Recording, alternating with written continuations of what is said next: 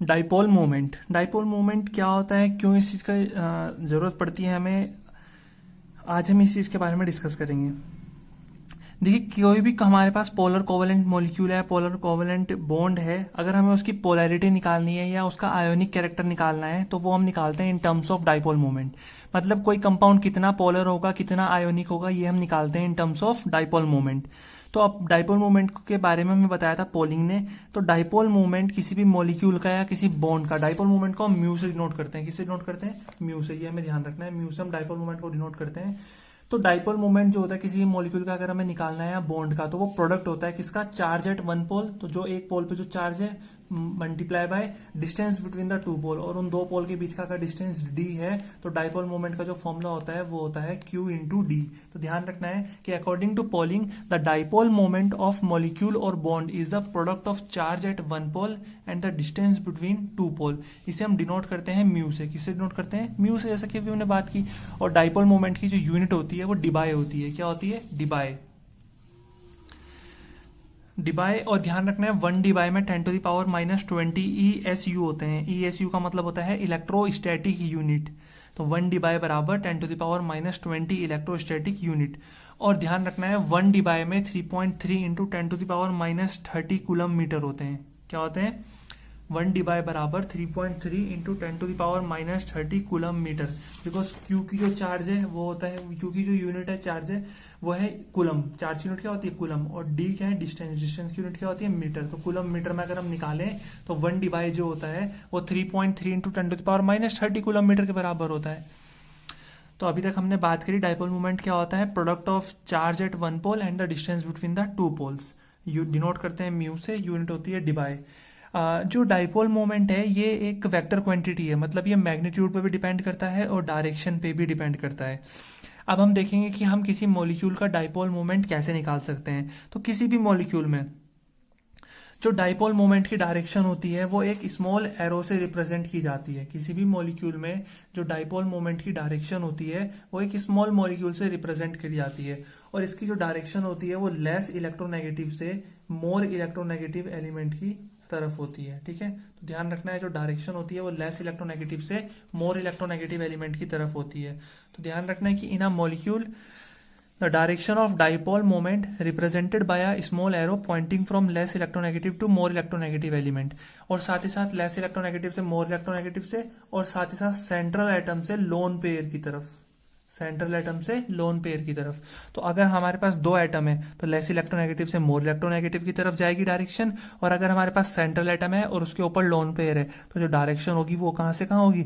Central atom से lone pair की तरफ होगी। तो ध्यान में रखना है, ये मैंने अलग पेन से लिख रखा है इसलिए इंपॉर्टेंट है कि in a molecule the direction of dipole moment represented by a arrow pointing from less electronegative to more electronegative element and from central atom to lone pair of electron।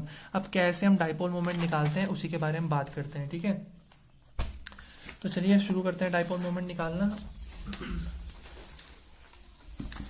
जैसा कि यहाँ पे अगर एक क्वेश्चन लिखा हुआ है, क्वेश्चन क्या दे रखा है हमें? क्वेश्चन दिया है कि क्वेश्चन ने बोला है कि NH3 is more polar than NF3। Why? Give reason. Give reason. कि अमोनिया जो होता है वो ज्यादा पोलर होता है NF3 से। क्यों? तो इसे अगर हमें सॉल्व करना है तो हम सॉल्व करते हैं डाइपोल मोमेंट की मदद से, क्योंकि dipole moment is used to explain the polarity और ionic character of a polar covalent molecular bond.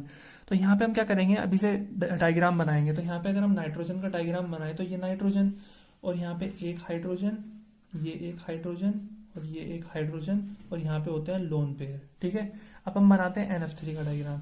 ये नाइट्रोजन, ये फ्लोरीन, ये फ्लोरीन, और ये फ्लोरीन, और यहाँ पे होते हैं लोन पेयर। ठीक है, अब हम क्या करेंगे, अब हम यहाँ पे देखेंगे कि जो डायरेक्शन है डाइपोल मोमेंट की वो कहाँ से कहाँ होगी। तो हाइड्रोजन और नाइट्रोजन में ज्यादा इलेक्ट्रोनेगेटिव कौन होता है? नाइट्रोजन। तो डायरेक्शन ऑफ डाइपोल मोमेंट जो होगी वो नाइट्रोजन की तरफ होगी। इस वाले की भी कहाँ से कहाँ होगी? Hydrogen to nitrogen. और इस वाले की भी कहाँ से कहाँ तक होगी? हाइड्रोजन से नाइट्रोजन। और जब सेंट्रल एटम के पास लोन पेयर है तो जो डायरेक्शन होती है वो होती है सेंट्रल एटम से लोन पेयर की तरफ। ठीक है, अब यहाँ पे देखिए सेंट्रल एटम से लोन पेयर की तरफ डायरेक्शन हो जाएगी, और नाइट्रोजन और फ्लोरीन में ज्यादा इलेक्ट्रोनेगेटिव कौन है? नाइट्रोजन और फ्लोरीन में ज्यादा इलेक्ट्रोनेगेटिव होता है फ्लोरीन। तो ये आ गया हमारे पास फ्लोरीन, और ये आ गया हमारे पास फ्लोरीन, ये आ गया हमारे पास फ्लोरीन। तो देखिए यहाँ पे जो म्यू नेट है, यहाँ पे जो म्यू नेट की वैल्यू है, म्यू किसका ज्यादा है, मतलब डाइपोल मोमेंट किसका ज्यादा है? डाइपोल मोमेंट NH3 का ज्यादा है, और इसका जो डाइपोल मोमेंट है वो क्या है? कम है। क्यों कम है? क्योंकि देखिए इसके सारे एरो जो हैं वो एक ही डायरेक्शन में जा रहे हैं, कोई किसी को कैंसिल आउट नहीं कर रहा है। लेकिन यहाँ पे क्या है, 3 एरो नीचे की तरफ और 1 एरो ऊपर की तरफ, तो एक एरो कैंसिल हो जाएंगे। तो यहाँ पे जो नेट म्यू है, डाइपोल मोमेंट है, वो कम है। क्यों? क्योंकि सारे एरो एक ही डायरेक्शन में नहीं है। और डाइपोल मोमेंट हमें क्या बताते हैं? पोलैरिटी। तो अगर डाइपोल मोमेंट इसका ज्यादा है तो इसकी पोलैरिटी क्या होगी? ज्यादा, और डाइपोल मोमेंट इसका कम है तो इसकी पोलैरिटी क्या होगी? कम। तो म्यू नेट इसका ज्यादा है तो ये मोर पोलर होगा। क्या होगा? More polar. और ये क्या होगा? Less polar. ध्यान रहेगा। तो इस तरह से हमें करना है। अब जैसे एक क्वेश्चन हम और ले लेते हैं, एक क्वेश्चन हम ले लेते हैं। क्वेश्चन क्या लेते हैं? क्वेश्चन है कि CO2 is non polar, CO2 is non polar and SO2 is polar. ठीक है, Y, पॉइंट Y। या हम बोल सकते हैं, क्वेश्चन एक और हो सकता है, CO is symmetrical and SO2 is unsymmetrical, Y। या हम बोल सकते हैं कि, हम क्या बोल सकते हैं कि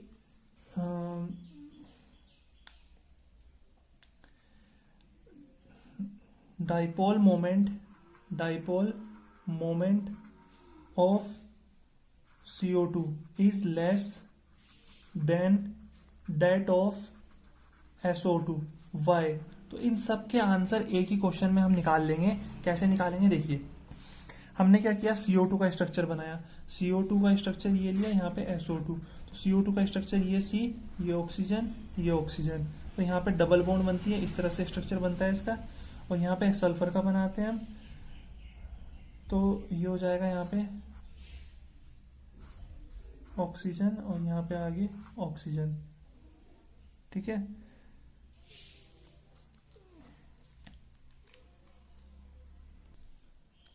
तो यहाँ पे क्या हो रहा है, यहाँ पे अगर हम देखें तो जो डाइपोल मोमेंट की डायरेक्शन है वो लेस इलेक्ट्रोनेगेटिव से मोर इलेक्ट्रोनेगेटिव की तरफ हो जाएगी, इस तरह से। और यहाँ पे क्या होगा, लेस इलेक्ट्रोनेगेटिव से मोर इलेक्ट्रोनेगेटिव की तरफ, नीचे की तरफ, इस तरह से। और ये ऊपर की तरफ लोन पेयर के लिए एक्सेस इलेक्ट्रॉन, SO2 2 माइनस होगा ना। और यहाँ पे क्या हो रहा है, देखिए यहाँ पे जो हमारे पास है ये सिग्मा बॉन्ड है, ये पाई बॉन्ड है, ये सिग्मा बॉन्ड, ये पाई बॉन्ड। तो ऑक्सीजन की इलेक्ट्रोनेगेटिविटी 3.5 होती है, कार्बन की 2.5 होती है। तो ज्यादा की से कम की तरफ गया ना, सल्फर की भी 2.5 होती है, ऑक्सीजन की 3.5 होती है। तो ज्यादा से कम से ज्यादा की तरफ गया डाइपोल मोमेंट। तो यहाँ पे देखिए जो नेट डाइपोल मोमेंट है वो एक दूसरे को कैंसिल कर रहे हैं। एक दूसरे को जब कैंसिल कर रहे हैं तो यहाँ पे म्यू नेट की वैल्यू कितनी आ गई? 0। लेकिन यहाँ पे ये 2 नीचे की तरफ है, 1 ऊपर की तरफ है। तो म्यू नेट जो है वो डज नॉट इक्वल टू 0, मतलब लगभग कम होगा, लेकिन 0 तो नहीं होगा ना। एग्जैक्टली अगर 2 एरो ऊपर होते, 2 नीचे होते तो एक दूसरे को कैंसिल कर देते, लेकिन 2 नीचे हैं, 1 ऊपर है, तो ये कैंसिल नहीं कर रहे। तो ये 0 है, तो इसका मतलब ये क्या होगा? नॉन पोलर होगा। CO2 कभी चार्ज में नहीं टूटेगा। लेकिन ये SO2 क्या होगा? पोलर होगा। ठीक है, नॉन पोलर होगा तो ये क्या होगा? सिमेट्रिकल होगा। और ये पोलर है तो ये क्या होगा? अनसिमेट्रिकल होगा। अनसिमेट्रिकल क्यों होगा? क्योंकि यहाँ पे जो म्यू नेट है वो डज नॉट इक्वल टू 0 है, कुछ ना कुछ डाइपोल मोमेंट है, तो इस वजह से ये क्या होगा? अनसिमेट्रिकल होगा। तो इस तरह से जो है हम क्वेश्चन निकाल सकते हैं, क्वेश्चन कर सकते हैं। एक और क्वेश्चन जैसे हम देख लेते हैं, एक और क्वेश्चन हम किसके ऊपर देख लेते हैं? BF3 और NH3 के ऊपर देख लेते हैं। जैसे BF3 अगर हम ड्रॉ करते हैं तो ये एक F और ये F और ये F। अगर NH3 के ऊपर बात करें, ये N, ये H और ये H। तो यहाँ पे अगर हम देखें तो ये लेस से मोर की तरफ जाएगा, लेस से मोर की तरफ, ये भी लेस से मोर की तरफ, और ये भी लेस से मोर की तरफ। और ये यहाँ पे क्या है कि ये सॉरी इस तरह से बनता है ना, ये गलत बन गया थोड़ा। ये इस तरह से बनता है, ट्राइगोनल प्लेनर होता है ना ये, इस तरह से। और यहाँ पे लोन पेयर होते हैं। तो ये लेस से मोर की तरफ जाएगा, और ये भी लेस से मोर की तरफ, ये भी लेस से मोर की तरफ, ये भी लेस से मोर की तरफ, तो सारे एक ही डायरेक्शन में, एक ही डायरेक्शन में, तो म्यू नेट जो होगा वो does not equal to zero, तो ये बराबर होता है लगभग 1.47, किसका आंसर मुझे पता है, तो ये अनसिमेट्रिकल होगा क्योंकि यहाँ पे म्यू नेट की वैल्यू जीरो नहीं है और ये पोलर होगा। और यहाँ पे जो म्यू नेट है वो क्या कर रहे हैं, लगभग लगभग म्यू नेट जो है वो जीरो होगा, क्यों, क्योंकि एक दूसरे को कैंसिल करते हैं तो म्यू नेट जीरो हो जाएगा, तो ये हो जाएंगे सिमेट्रिकल। कैसी शेप हो जाएगी इसकी, सिमेट्रिकल। तो यहाँ पे क्या होता है, नॉन पोलर होंगी। तो इस तरह से हमें ध्यान रखना है कि कौन कब क्या होगा। अब हम पढ़ते हैं application of dipole moment. Dipole moment की बहुत सारी एप्लीकेशन है, हम तीन के बारे में बात करेंगे। सबसे पहली एप्लीकेशन है कि to determine polarity in geometry of molecule, मतलब मॉलिक्यूल की ज्योमेट्री क्या होगी और वो पोलर होगा या नॉन पोलर कैसे पता करते हैं। तो सबसे पहले हम डाइपोल मोमेंट निकालते हैं। जैसे अभी हमने निकालना सीखा, अगर डाइपोल मोमेंट जीरो है तो कंपाउंड नॉन पोलर होगा और सिमेट्रिकल होगा। एग्जाम्पल हो जाते हैं CO2, CCl4, BF3, BF2। तो ये सब हमने कभी चार्ज में टूटते हुए नहीं देखा इनको, तो इसका मतलब ये क्या है, नॉन पोलर है, म्यू जीरो है। लेकिन कुछ कंपाउंड ऐसे होते हैं जहाँ पे mu does not equal to zero आता है, कुछ ना कुछ वैल्यू होगी लेकिन जीरो नहीं है, तो वो पोलर कंपाउंड होते हैं और वही अनसिमेट्रिकल होते हैं। एग्जांपल H2O, SO2, ये हो जाएगा NH3। तो ये सब क्या है हमारे पास, पोलर कंपाउंड है। यहाँ पे mu does not equal to zero है, तो ध्यान रखना है जहाँ पे mu does not equal to zero आएगा वो पोलर होंगे और अनसिमेट्रिकल होंगे। सेकेंड एप्लीकेशन है कि हम ये भी निकाल सकते हैं कि कौन कितना परसेंटेज आयोनिक होगा। तो परसेंटेज ऑफ आयोनिक कैरेक्टर निकालने का फॉर्मूला होता है experimental value of mu upon theoretical value of mu into 100। जैसे क्वेश्चन है हमारे पास कि calculate the mu of HCl if bond distance is इतना and charge is this, calculate percentage ionic character if experimental value given है।